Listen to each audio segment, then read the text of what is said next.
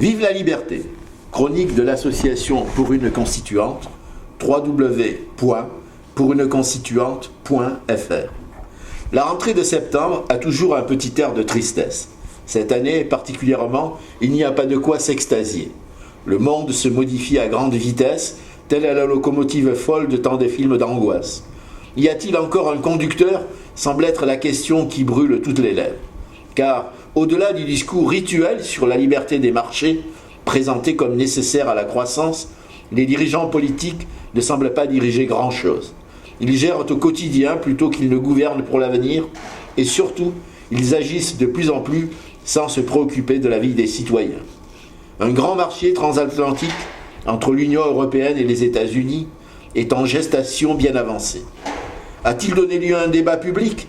A-t-on jamais envisagé de le soumettre à l'approbation populaire alors qu'il risque d'avoir d'importantes conséquences économiques et sociales ? Non, il est bon parce qu'il a été décidé qu'il était bon. Tout au moins pourrait-on remarquer qu'il est quelque part la traduction économique des accords militaires occidentaux. Le continent sud-américain est en pleine ébullition politique. Le monde arabe est en effervescence. La Russie et la Chine se repositionnent et nouent des alliances nouvelles.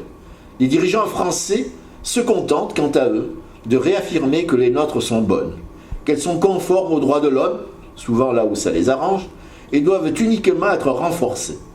De telles attitudes, qui semblent congelées depuis des décennies, font fi de toutes les contradictions politiques et sociales qui devraient nous interpeller. Crise économique persistante, désaveu des élus. Bien pis, elles nous lient à des intérêts que nous ne maîtrisons pas et nous engagent potentiellement dans des risques de conflits sur lesquels nous n'avons pas de prise. Que les liens internationaux entre les pays et les peuples soient de l'intérêt général de l'humanité est un principe essentiel.